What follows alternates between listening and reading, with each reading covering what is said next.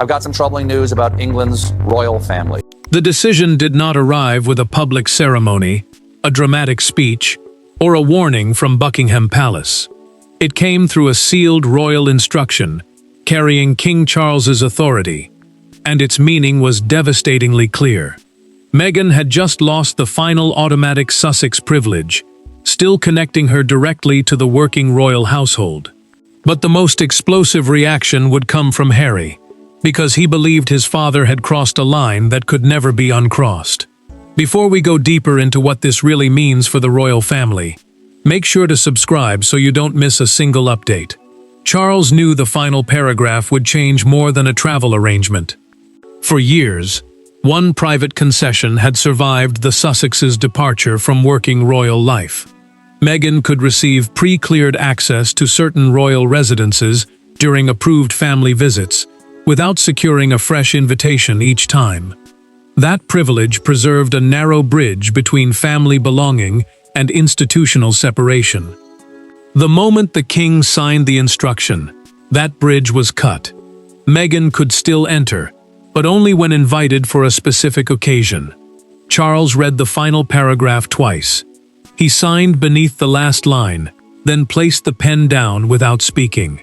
An aide waited, expecting an explanation or amendment. None came. The monarch looked at the page and gave one instruction: send it exactly as written. The order was no longer a discussion. It was policy, and everyone receiving it would understand there was no automatic Sussex exception left. Harry reacted the instant confirmation reached him during a private call. He demanded to know why Meghan had been singled out, and why a family disagreement had become a formal restriction. His anger came from something deeper than access. To him, the decision took emotional distance and gave it official force. When he told Meghan what had happened, she did not explode. She read the notice, placed her phone face down, and asked whether Charles understood what this would mean when their children wanted to see family in Britain. Then Harry found the clause that changed everything. The instruction stated that exceptions could not be negotiated through aides. Any future access for Meghan had to come directly through the sovereign's office, the king's personal authority within the royal household. That told Harry this was not routine. Someone had deliberately removed every informal route around the decision. Harry's fury hardened into suspicion. He became convinced the order had been prepared over months, not hours, and that internal correspondence would reveal who had pushed for it. Before he challenged Charles, he needed those names, and what he discovered would make the fight far more personal. That suspicion soon became impossible to ignore. For Harry, the order was not about a doorway. It was about belonging. For Meghan, it carried a colder message. Whatever informal connection remained between her and palace life could now exist only at the king's discretion. And for Charles, the signature carried its own cost, because stripping away the final privilege meant accepting that the Sussex dispute had moved beyond temporary anger and into a permanent new reality. Harry could not separate the decision from everything that had come before it. He saw himself protecting his wife from another boundary being imposed without warning, while Meghan saw something even more painful. One of the last informal acknowledgments of her place inside the royal family had disappeared. The privilege mattered less, because she regularly used royal residences, and more because it represented recognition. Charles faced the opposite pressure. As monarch, he believed the royal household needed fixed rules, especially when private family ties and official responsibilities had become impossible to separate. Harry pushed his chair backward, after another call confirmed the instruction would not be suspended. He walked away, leaving his phone on the table for several seconds, then returned with his anger sharpened into a decision. He told Meghan he intended to confront Charles personally. She immediately urged him not to turn the restriction into another public war. Meghan feared that if he exploded, palace officials would use his reaction as proof that tighter controls had been necessary from the beginning. Harry heard her, but he was not ready to accept silence as surrender. Charles carried a different kind of tension. In a private conversation with Camilla, he admitted that his son would never view the instruction as simple administration. Harry would see rejection. The Queen Consort listened, as the king explained that family affection could no longer automatically create institutional privileges. Camilla understood the danger. The more Charles defended the decision as procedure, the more personal it might feel to the people affected by it. Still, the monarch refused to withdraw his signature. William had known that Sussex access arrangements were being reviewed, but he had not known when the final decision would come. When the prince learned that Charles had acted, he was unsettled by the speed of it. He understood the need for clarity, yet he also knew Harry would read the move as another door closing. William began asking how far back the review actually went. Harry soon received the answer. A confidential chronology reached him, showing that the process had not begun after a television interview, a memoir, or some fresh public criticism. It had started after one private incident at Windsor. The date stood out immediately. So did the names attached to it. The document may have been signed in silence, but buried behind it was a moment at Windsor that had changed Charles's thinking completely. The final order had not begun with a palace lawyer or a security review. It began months earlier, during what was supposed to be a quiet family arrangement at Windsor. Nothing publicly dramatic happened that day. No cameras captured an argument. No announcement followed. Yet one private confrontation left Charles convinced that the old informal Sussex arrangements could no longer survive, and everyone involved would later recognize it as the point of no return. Charles had allowed flexibility for one reason above all others. He did not want Harry's children to feel cut off from their British family simply because their parents had stepped away from working royal life. Palace staff therefore handled some Sussex visits through informal advance coordination, meaning aides quietly arranged access without forcing every movement to be approved personally by the sovereign. That system worked only while everyone accepted the same boundaries. On that day at Windsor, they did not. Meghan arrived expecting access to a family sitting room that had previously been available under the standing Sussex arrangement. A senior household official stopped her and explained that Charles was holding a confidential family meeting nearby. She immediately challenged the restriction, asking why an already approved privilege could suddenly depend on one aide's judgment. The official repeated that the room was temporarily unavailable. Meghan did not raise her voice, but she refused to pretend the change meant nothing. Harry entered before the exchange ended. He listened for only a moment before telling the official that his wife should not have to ask permission to be treated as family. The words carried through the adjoining space. Charles heard them and came out himself. The king asked his son to lower his voice. Harry refused to retreat. He argued that every new limitation placed around Meghan felt designed to humiliate her, one small step at a time. Charles answered with equal force.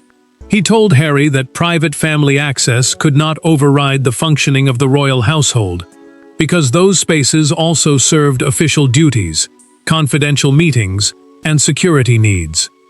Harry heard procedure, where his father believed he was explaining responsibility. Meghan heard confirmation that old assurances could be suspended without warning. The disagreement had stopped being about one room. Meghan ended it first.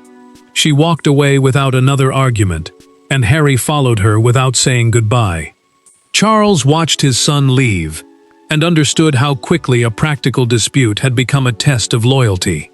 That evening, the monarch requested a complete written review of every remaining Sussex access concession.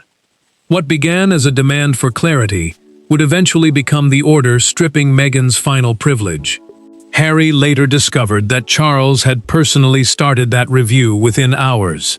The anger now had a face, a date, and a signature, and he was no longer willing to fight the palace from a distance. When Harry finally entered the room with Charles, there were no press officers to soften the language, and no public smiles to hide behind. The argument that had been building across continents was suddenly contained between father and son. Harry wanted the order reversed. Charles wanted him to understand why it existed. Neither man came prepared to surrender, and within minutes, Meghan's privilege became only part of a much deeper family reckoning. Harry had demanded the meeting because he no longer trusted letters, aides, or carefully worded messages to carry what he wanted to say. Charles agreed because he believed the dispute had become too personal to manage through intermediaries. The king entered determined to separate his duties as sovereign, the person responsible for final royal authority, from his feelings as a father. Harry rejected that distinction immediately. To him, the decision affected his wife, his children, and his place inside the family. There was no clean line between institution and blood. Harry placed a printed copy of the order on the table between them. He did not ease into the confrontation. "Did you sign this knowing what it would say to my wife?" he asked. Charles looked down at the page before answering. He said he had signed it because ambiguity had become damaging, and because every informal exception eventually created another dispute over what had been promised and what could still be expected. Harry's anger rose. He accused his father of hiding rejection behind procedure, turning family distance into policy because formal language made it easier to defend. Charles pushed back just as hard. He said repeated exceptions had become arguments over entitlement, access, and interpretation. Harry then made it personal, insisting Meghan had been expected to accept restrictions that other members of the family would never tolerate. The king stiffened. He told his son not to confuse affection with automatic institutional privilege. Charles then revealed something Harry had not expected. During the review, advisors had offered a harsher option. Additional private accommodations connected directly to Harry could also have been removed. The monarch rejected that recommendation. He had deliberately limited the order to the disputed privilege because, despite everything, he refused to erase his son's remaining family connection simply for the sake of consistency. Harry did not calm down, but the revelation changed the target of his anger.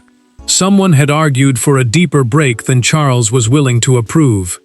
Someone had placed that option in front of the king and expected him to consider it. Harry left furious, but no longer believing his father was the entire problem. Another hand had helped shape the choices placed before Charles, and now he wanted to know whose. Royal power rarely moves through one dramatic command. Before Charles signed his name, advisors had mapped consequences, household officials had tested scenarios, and senior family members had been warned that the Sussex arrangement was becoming impossible to manage. Yet behind that machinery stood one uncomfortable truth. The king still had the final choice. Every recommendation could influence him, but nobody could carry the emotional burden of that signature for him. William understood that before most people did. During a private briefing, he received a summary of proposed changes covering security, household access, and the remaining informal arrangements attached to relatives who no longer served as working royals. The private secretary's staff, the senior aides who managed the monarch's official business, could recommend limits, but they could not remove Meghan's privilege themselves. That authority still belonged to Charles. William paused when he reached the section carrying her name. He asked whether Harry had been warned. When the answer came back no, the prince closed the folder and said quietly that the reaction would be severe. William could see both sides, and that made the moment harder. He understood why his father wanted clear rules. Every informal exception created another chance for disagreement, especially when family relationships and official palace access overlapped. But the future king also feared that ending Meghan's final concession would not look like administration. It would look personal. Harry would not see a clean policy. He would see his wife being separated from him by royal instruction. Charles felt that same danger when the harshest recommendation reached him. Advisors proposed restricting some of Harry's own private accommodations as well, arguing that the rules should apply symmetrically. The king rejected it. He became visibly frustrated, insisting that he would not erase his son's direct family connection simply to make a policy appear tidy. Harry might no longer be a working royal, but he was still his son. Charles drew that line himself. Then one memorandum exposed the issue that had driven the entire review. Repeated disputes had centered on a simple but explosive question. Did Meghan's access exist because of her own former royal position, or only because she was Harry's wife? The ambiguity had allowed both sides to interpret the arrangement differently. Charles ended that uncertainty in the most final way possible. Her independent standing privilege was removed. Harry understood the distinction immediately. He still had a narrow personal pathway into the family. Meghan no longer shared it automatically. That difference cut deeper than any legal wording could soften. The policy had sounded clinical on paper, but its cruelty, or necessity, would be judged only when Meghan encountered the first locked door created by it. The true weight of the order became clear not when it was signed, but when it was used. A future family visit was being discussed quietly, away from cameras, when Meghan learned that an arrangement once handled automatically could no longer be confirmed. She would now need a specific invitation issued through Charles's office. For the first time, the abstract language of privilege became something painfully simple. She could no longer assume the door would open. Meghan read the scheduling message twice before saying anything. The proposed visit could still move forward for Harry through his direct family channel, but her own access now required separate approval. Palace staff followed the instruction exactly because Charles had removed their discretion, meaning aides no longer had authority to make informal exceptions on their own. That detail mattered. It turned what had once been a quiet family arrangement into a decision that had to travel back through the king's office every time. Harry reacted before she did. He reached for his phone, already prepared to call the palace, but Meghan stopped him. She asked him not to make the call while he was angry. Then she closed the laptop and said she would not enter any royal residence where her presence had to become a family argument first. Her voice stayed controlled. That restraint made the moment heavier, because Harry could hear humiliation beneath it, without Meghan needing to say the word. Harry felt the division instantly. He was still being treated as someone with a direct pathway into the family, while his wife had been placed into a separate category. He threatened to abandon the visit entirely, rather than arrive under conditions Meghan could not share. To him, accepting the arrangement felt like accepting the distinction Charles had created. Meghan understood his anger, but she no longer wanted every royal visit to become another test of loyalty. Charles soon learned that Meghan might stay away. The king had expected anger, but absence carried a different cost. He did not reverse the order. Instead, he asked whether future arrangements could preserve her dignity without restoring automatic access. The problem was immediate. Any compromise that looked too flexible risked recreating the very ambiguity he had tried to eliminate. Meghan made the decision before anyone could invent another exception. She would stop requesting royal accommodation altogether. If Charles wanted her present, the invitation would have to be clear and direct. She would not allow access to become leverage over her marriage or children. Harry had planned to keep fighting. Meghan now told him she wanted one final private conversation before he did anything else. Until that moment, Harry had been fighting for Meghan. Now she was about to tell him whether she wanted the fight to continue at all. There were no advisors in the room when Meghan finally told Harry what she wanted.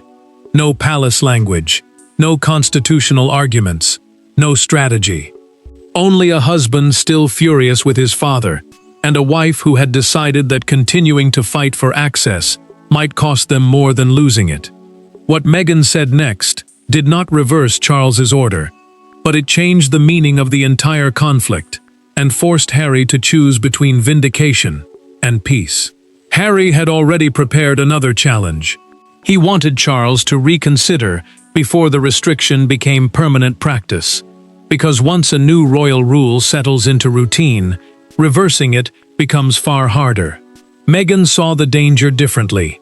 Every new confrontation pulled them back toward the institution they had spent years trying to move beyond. The palace remained powerful precisely because every argument still forced them to measure their lives against its approval. Meghan told him she did not want him bargaining for her access anymore. Harry objected immediately, insisting that accepting the order would make it look justified. She reached across the table and asked him to hear the difference between losing a privilege and losing their dignity. That stopped him. Meghan was not saying the decision had been fair.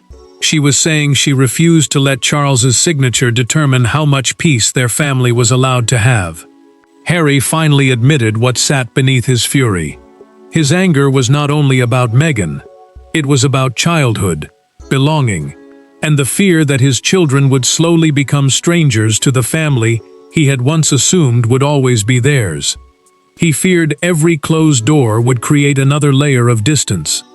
Meghan listened, then reminded him that protecting their children did not require winning every fight with the palace. Sometimes protection meant refusing to keep the fight alive. Harry's resistance began to break. The rage that had driven him from the moment he received the order gave way to something heavier: acceptance without surrender. He decided he would not seek reinstatement of Meghan's privilege. Instead, he sent Charles a short private message.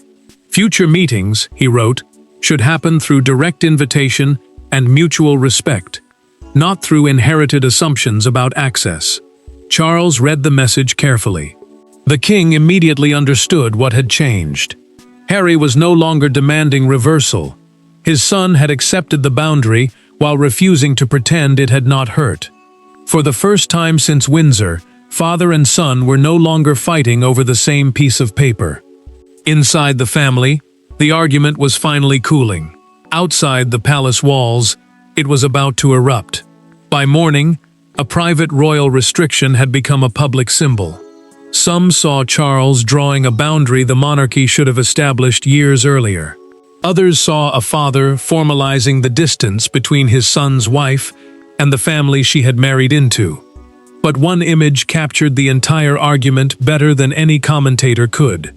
Outside Buckingham Palace, strangers stood beneath the gates, debating whether this was discipline, cruelty, or simply the inevitable end of an impossible arrangement. Harry understood immediately that the story had escaped the family. British and international coverage focused on one brutal contrast. Meghan had lost her final automatic access privilege, while he still retained a direct personal relationship with the sovereign. Palace messaging stayed narrow, stressing that the change concerned access procedures only and did not alter the Sussex marriage, the children's family status, or their relationship with Charles. But those distinctions were technical. Public emotion was not. A London newspaper pushed the argument into one unforgettable phrase. Its front page carried the words, "The Last Palace Door," above a split image of Charles and the Sussexes. Copies were held up outside a busy newsstand, while television crews debated what the headline meant. Was this the final institutional separation? Or was the drama being exaggerated into something larger than the order itself? The image traveled faster than any palace clarification could contain it. A small crowd gathered near Buckingham Palace as the debate sharpened. One woman told a broadcaster that boundaries had become inevitable because the family had spent years fighting over unclear expectations. Another woman answered that families should never need written rules just to see one another. Neither argument felt simple, and that was precisely why the story cut so deeply. The public was no longer debating access. It was debating what family meant once royal duty entered the room. Harry watched part of the coverage before turning it off. When a commentator described Meghan as finally excluded, his anger returned instantly. He rejected that language, insisting that the decision not to pursue reinstatement now belonged to them as much as it belonged to Charles. Meghan had chosen not to bargain for access, and he refused to let the world portray that choice as pure defeat. Charles faced pressure of his own. Advisors urged him to issue a stronger statement defending the decision, but the king refused. He believed another public intervention would make the moment look like triumph, rather than boundary setting. The order would remain. Meghan would not challenge it. Harry would not demand its reversal. The headlines could decide who had won for a day, but only the family could decide what remained when the noise disappeared. In the end, nobody reversed the order. Charles did not restore Meghan's automatic privilege. Harry did not force his father into retreat. Meghan did not ask the palace to reconsider. What began as an explosive royal punishment therefore ended in something quieter and more permanent: acceptance. The Sussexes would no longer enter palace life through assumptions inherited from the past, and the king would have to live with the emotional cost of making that boundary official. Charles received Harry's final private message without ceremony. His son acknowledged that he and Meghan would respect the new arrangement, even if they remained wounded by how it had been imposed. The standing pre-cleared access privilege, the old arrangement allowing entry without a new personal invitation each time, was finished. Future visits could still happen, but only through direct and specific invitations. Harry would retain his own family channel to his father, yet he would no longer demand that his wife's previous privilege be restored. Charles read the message alone. He went through it once, then again more slowly. Instead of sending a formal reply through palace staff, the king folded the page and placed it inside his desk. He had won the institutional argument, but there was no triumph in it. The monarch had established the boundary he believed the crown required, and in doing so, had been forced to accept a painful truth. Every wall protecting the institution could also become a wall inside his own family. Harry's fury had changed too. He still believed the manner of the decision had been deeply personal, and he did not suddenly forgive the process that created it. But he stopped using Meghan's lost privilege as a test of whether Charles loved him. That choice mattered because it separated the father-son relationship from an argument over palace access. Harry could remain hurt without allowing one royal rule to define every future conversation. Meghan reached an even firmer conclusion. She would return only where she was explicitly invited and genuinely wanted. What had first looked like exclusion became, in her mind, a choice about dignity. She would not ask an old royal arrangement to prove where she belonged, and she would not allow access to become a bargaining chip over her marriage or children. The final verdict was unmistakable. Charles kept the order. Meghan relinquished the privilege. Harry stopped fighting for its return. Leaving working royal life had produced lasting institutional consequences, but those consequences no longer had to control the Sussexes' identity or every family relationship that remained. And that was the true finality of Charles's decision.